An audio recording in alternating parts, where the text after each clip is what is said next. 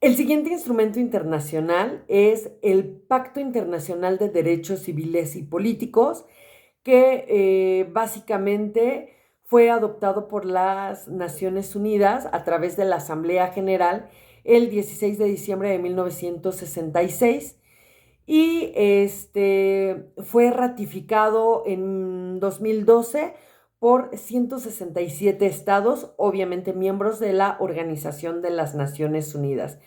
Y de manera general, pues este pacto habla de los derechos civiles y políticos, como ya lo mencionamos, y las libertades recogidas en la Declaración Universal de los Derechos Humanos. Y más adelante vamos a ver de qué va este pacto. ¿No? Tenemos otro pacto que es el Pacto Internacional de Derechos Económicos, Sociales y Culturales. Y bueno, básicamente protege o regula el desarrollo político, social y cultural de todas aquellas personas o de todos los ciudadanos de los países que son estados miembros de la Organización de Naciones Unidas. Tenemos la Convención contra Tortura y otros tratos crueles e inhumanos y degradantes. Ok, es importante esta convención, que es otro instrumento internacional, porque de alguna manera protege a las personas de que sean torturadas, que tengan tratos crueles e inhumanos y degradantes. Sin embargo, desafortunadamente aún y con la regulación de estos temas, también es cierto que la tortura es algo que desafortunadamente no se ha abolido del todo, tomando en consideración algunas cuestiones en específico, algunos grupos delictivos en específico, algunas personas en específico, que ya lo veremos más adelante, este, y que ya veremos cómo incluso en pleno siglo XXI, en el Estado mexicano, existe algo tan degradante como lo es la tortura, como es la privación ilegal de la libertad, como son los tratos crueles, inhumanos, que degradan la dignidad del ser humano, ¿no? Sin embargo, pues también las Naciones Unidas, preocupado por estas cuestiones que todavía se llevan a cabo, pues al final del día termina regulando a través de esta convención, ¿no? Y vamos a entender como tortura todo acto que produzca dolor, sufrimiento deliberado en una persona. Asimismo, el objetivo principal de la tortura consiste en anular la personalidad de la víctima o disminuir su capacidad física o mental, incluso si no causa dolor físico, ¿no? Esto se hace o se lleva a cabo a través de angustia psíquica. ¿Qué quiere decir? Que para torturar a una persona no necesariamente tiene que ser de manera física, sino que también lo hacen atacando la psique de una persona, mancillándola, disminuyéndola, y es una forma de tortura cruel en todas sus formas. Esta convención busca impedir el uso de la tortura por parte de los estados. Ojo, ¿no? Básicamente que un estado no torture a las personas sin admitir ninguna excusa para llevarla a cabo. Recuerdan que platicábamos acerca de la Segunda Guerra Mundial y sobre todo cómo acabaron con la vida de tantas personas en los campos de concentración. Bueno, el Estado alemán se justificaba con el hecho de decir que él quería una raza pura, ¿no? Y que entonces todas las personas a las que exterminaron pues no eran adecuadas para el gran proyecto que tenían. Entonces, esta convención prohíbe a los estados-nación que bajo ninguna circunstancia y bajo ninguna excusa deben de torturar a las personas, ¿no? Lo analizaremos bien y ya escucharé sus opiniones más adelante. Y bueno, nuevamente retomando el artículo primero constitucional, ya les decía yo la importancia que tiene este artículo, sobre todo abriéndole la puerta a los tratados en materia de derechos humanos para robustecer nuestro sistema jurídico y nuestro acervo jurídico, sobre todo para que podamos echar mano de estas convenciones, tratados y declaraciones para casos concretos dentro del Estado mexicano. Y bueno, la Declaración Universal de los Derechos Humanos, como ya lo habíamos mencionado, es un documento que sirve como acción global para la libertad, igualdad y protección de los derechos humanos en todas sus formas y en todos sus alcances. Ya lo habíamos mencionado, todos los Estados miembros de la Organización de las Naciones Unidas aceptaron como tal estos derechos, el respeto de estos derechos humanos. ¿Ok? Y retomando el concepto de derechos humanos, son todas esas prerrogativas sustentadas en la dignidad humana, cuya realización efectiva resulta indispensable para el desarrollo integral de la persona. Este conjunto de prerrogativas se encuentra establecido dentro del orden jurídico nacional en nuestra Constitución política, tratados internacionales y leyes, como ya lo mencionamos, ¿no? Y como ya mencionamos algunos de los instrumentos internacionales y como ya vimos en el artículo primero constitucional, cómo es que estas prerrogativas están protegidas desde nivel constitucional hasta internacional. Los derechos humanos son derechos inherentes a todos los seres humanos sin distinción alguna de nacionalidad, lugar de residencia, sexo, origen nacional o étnico, color, religión, lengua o cualquier otra condición. Todos tenemos los mismos derechos humanos sin discriminación alguna. Estos derechos son interrelacionados, interdependientes e indivisibles. Y ojo aquí, y es de suma importancia. Los derechos humanos, tal y como lo menciona la Organización de Naciones Unidas, son iguales absolutamente para todas las personas. No importa la raza, no importa el color, no importa el origen étnico o nacional, no importa la lengua, la religión que profesen, las preferencias sexuales o cualquier otra condición particular que tenga cada persona, los derechos humanos son iguales para todos. ¿Ok?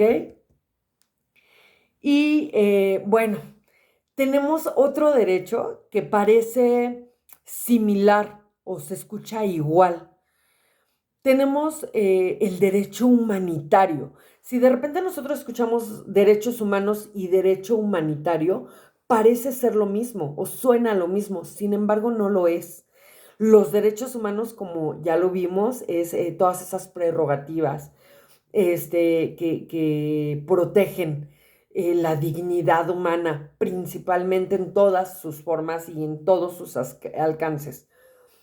¿Pero qué es el derecho humanitario? Bueno, el derecho humanitario no es otra cosa más que el derecho que protege de alguna manera a las personas por razones humanitarias en caso de conflictos bélicos. ¿Cómo está eso? Sí, básicamente es un conjunto de normas que por razones humanitarias protegen a todas aquellas personas que por alguna razón se encuentran inmersas en conflictos bélicos, en una situación de guerra, ¿no? Si bien ya habíamos mencionado que Uno de los motivos por los cuales se creó la Organización de Naciones Unidas es para evitar que se gestara otra guerra o otro conflicto tan fuerte como lo fue la Segunda Guerra Mundial. También es cierto que la guerra está regulada. ¿Cómo es eso? ¿Cómo puede ser posible? Lo ideal o el deber ser de la Organización de las Naciones Unidas es evitar la guerra a toda costa. Ese es el deber ser. Eso es lo que debería de pasar, lo que debería de suceder.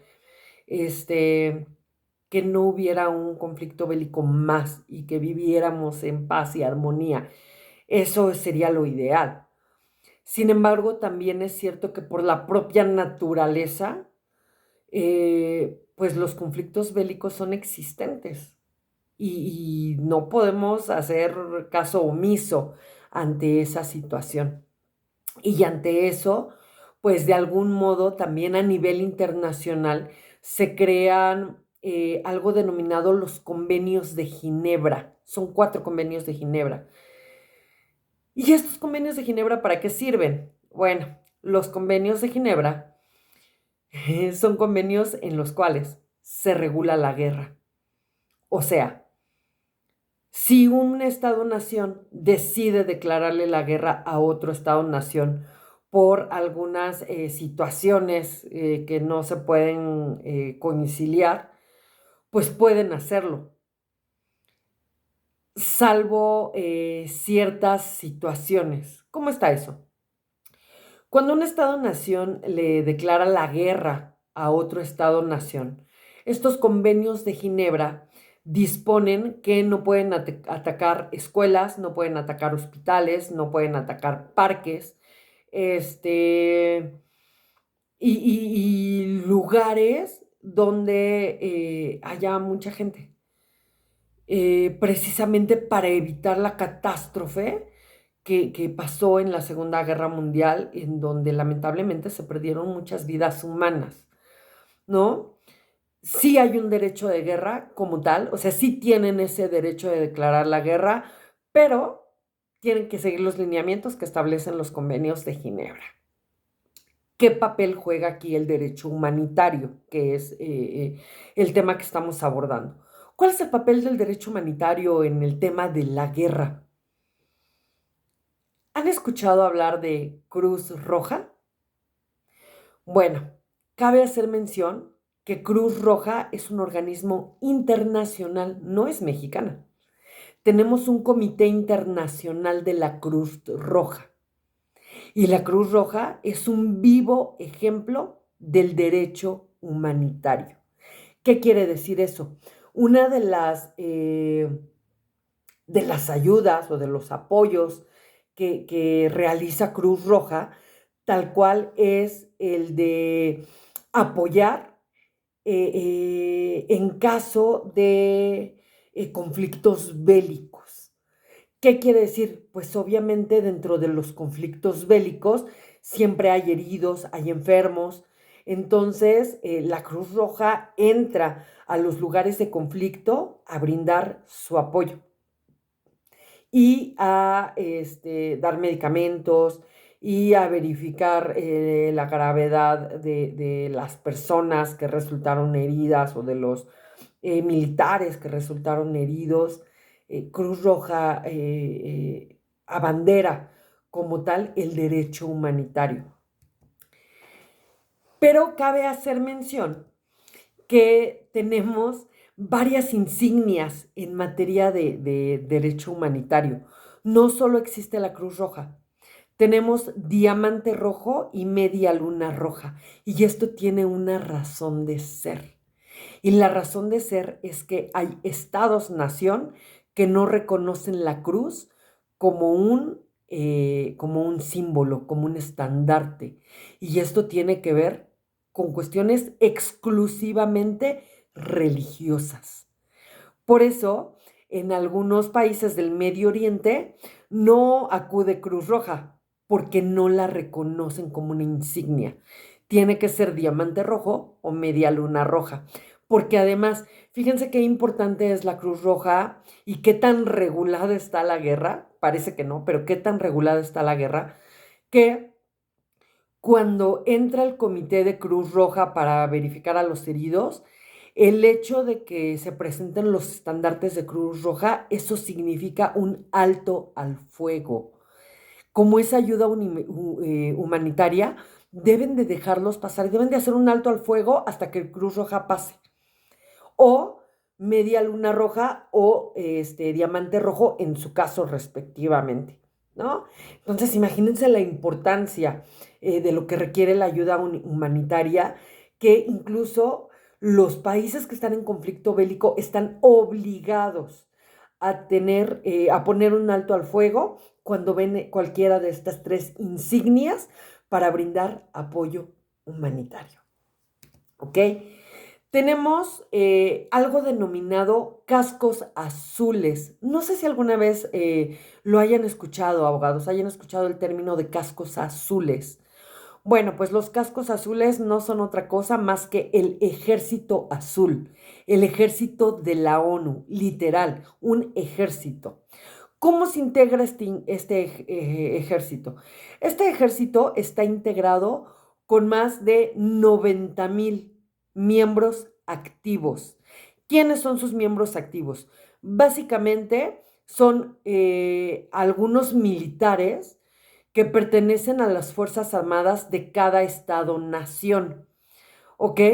Que deciden enlistarse en las Naciones Unidas para formar parte del Ejército Azul. Y justo una particularidad que tiene el Ejército Azul, perdón, es que no puede intervenir en los conflictos bélicos.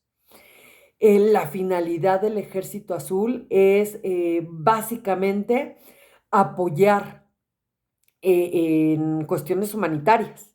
No, no es que lleguen con armas y ataquen, no, no, no, esa no es la finalidad del Ejército Azul. La finalidad del Ejército Azul es brindar apoyo humanitario y obviamente entran como tal con cascos azules, por eso se denominan cascos azules. Y ya veremos alguna cuestión interesante en cómo intervienen los cascos azules en determinado tipo de conflictos. Y bueno, recuerdan que les hablaba de los 4 convenios de Ginebra que regulan la guerra, ¿no? Tenemos algo denominado ius belli, el derecho de guerra, ¿ok? Es un derecho, tal cual, y tal cual lo manifiesta las Naciones Unidas a través de sus convenios de Ginebra. Y bueno, para ir cerrando, 4 convenios de Ginebra tenemos y vamos a ver en qué consiste cada uno de ellos, ¿ok? El convenio de Ginebra, el primer convenio de Ginebra, básicamente protege durante la guerra a los heridos y a los enfermos de las Fuerzas Armadas en campaña. ¿Qué quiere decir esto? Ya como se los había mencionado, ¿no? El primer convenio de Ginebra dispone la protección de las personas enfermas y de las personas heridas.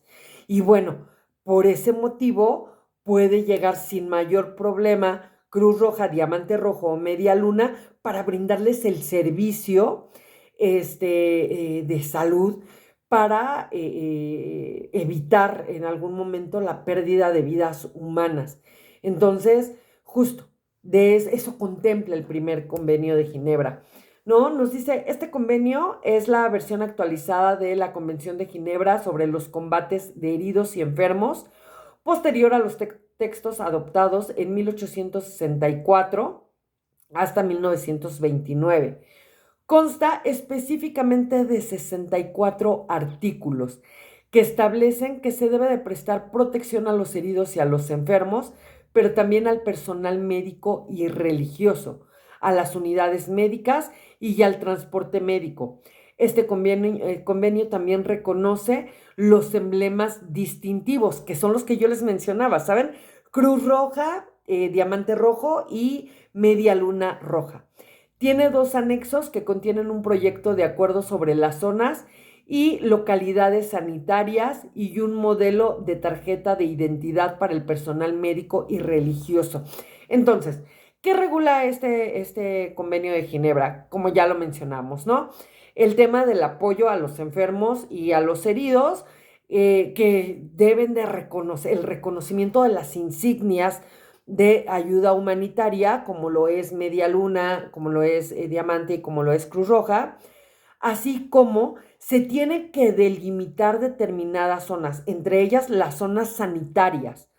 ¿Ok? Se tiene que establecer un lugar para zonas sanitarias y se tiene que dar identificaciones a los médicos y a aquellas personas que prestan servicio religioso. ¿Ok? Obviamente también esta ayuda humanitaria sirve para los médicos y para las personas que prestan el servicio religioso y para el transporte, para el traslado, ¿no? Con determinadas insignias.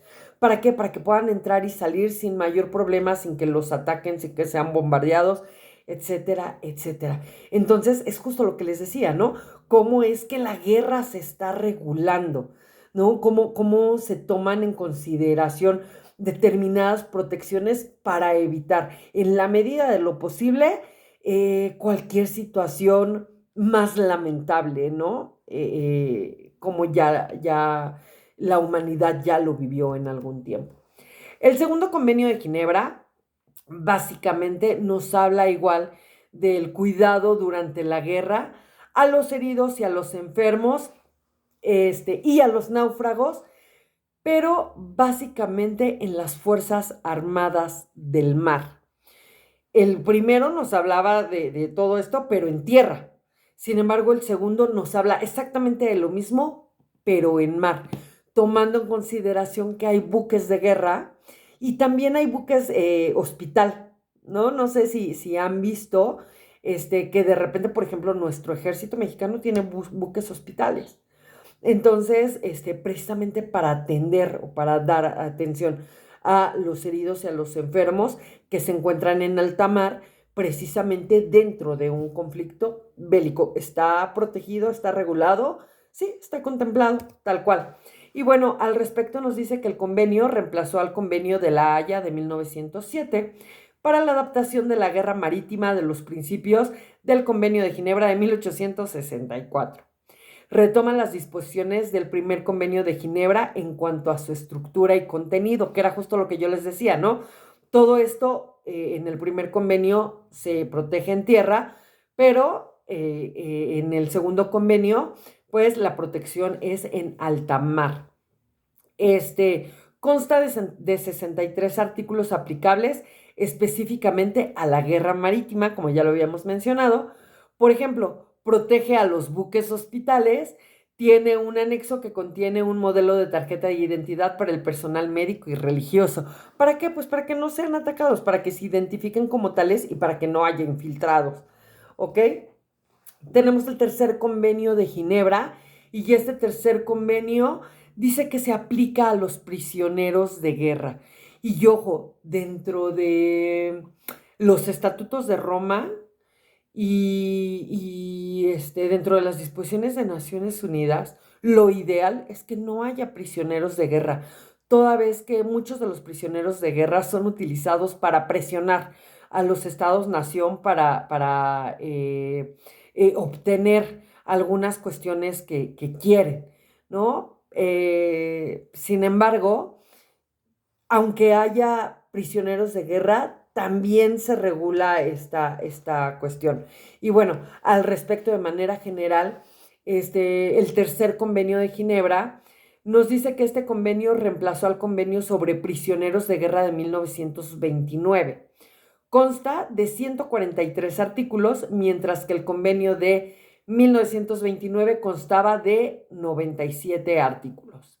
Se ampliaron las categorías de personas que tienen derecho a recibir el estatuto de prisionero de guerra.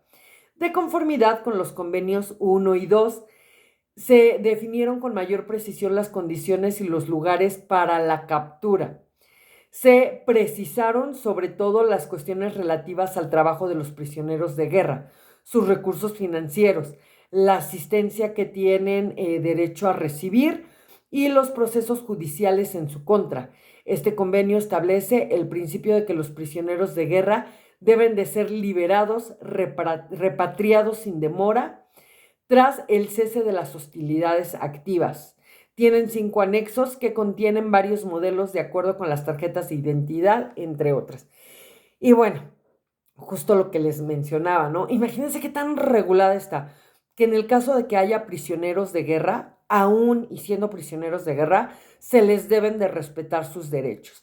Entre ellos, si los tienen trabajando, y si tienen recursos financieros, que les sean respetados sus recursos financieros, que sean liberados al momento de que cesen todos los conflictos hostiles que hay entre las naciones, así como el que sean repatriados. ¿Qué quiere decir el término repatriar? Que los regresen a su nación, a su patria, que sean repatriados. Ok, ya los capturaron, ya los privaron de su libertad. Bueno, una vez que terminen las cuestiones hostiles, tienen que regresar a su estado-nación. Entonces, eh, eh, no sé, pudiera parecer absurdo, ¿no? Cómo es que todo se va regulando y cómo es que todo se va generando dependiendo de las condiciones que se vaya dando esta gesta bélica. Pero bueno, el punto importante aquí es que se pretende la protección de los derechos en el más amplio sentido. Este, Tenemos el cuarto convenio de Ginebra y habla de las personas civiles, incluso de los territorios ocupados. Y justo como les mencionaba hace un momento, con este jus belli, con este derecho de guerra, y les comentaba justo, ¿no? Que dentro de este derecho tienen prohibido atacar a la sociedad civil, hospitales, escuelas, lugares públicos, para evitar grandes pérdidas humanas y sobre todo de todas aquellas personas y niños que no tienen nada que ver en realidad con los conflictos que tienen entre Estados-nación, ¿no? Desafortunadamente solo son parte de las estadísticas. Es lamentable. Pero bueno, este cuarto convenio de Ginebra nos dice que se adoptó antes de 1949, se referían solo a los combatientes y no a las personas civiles. Los hechos acaecidos durante la Segunda Guerra Mundial pusieron en evidencia las consecuencias desastrosas que tuvo la ausencia de un convenio que protegiera a los civiles en tiempo de guerra, que era justo lo que hemos venido platicando en el transcurso de esta presentación, ¿no? Como el resultado de la Segunda Guerra Mundial fue por demás catastrófico, independientemente de la invasión de territorios, todo eso, pero la gran cantidad de pérdidas humanas y lo cruel y lo inhumano, que fueron las formas en las que terminaron con las vidas de todas estas personas. Entonces, lo que pretende este convenio es decir, ok, sí va a haber guerra, ok, ya se declaró la guerra, pero vamos a procurar que los civiles sean los menos afectados, ¿no? Que sean o que sufran los menos posibles. Por eso, de eso nos habla como tal este cuarto convenio de Ginebra. Dice que consta de 159 artículos, contiene una breve sección sobre la protección general de la población contra algunas consecuencias de la guerra, sin referirse a la conducción de las hostilidades, las que se tomaron en cuenta más tarde en los protocolos de 1977, ¿no? Ya a partir de 1977 ya se toman en cuenta algunas otras cuestiones de carácter de protección para los civiles. Entonces, hasta aquí podemos ver lo importante que es el derecho humanitario y lo importante que es como tal la existencia de estas convenciones para la protección más amplia de los derechos humanos.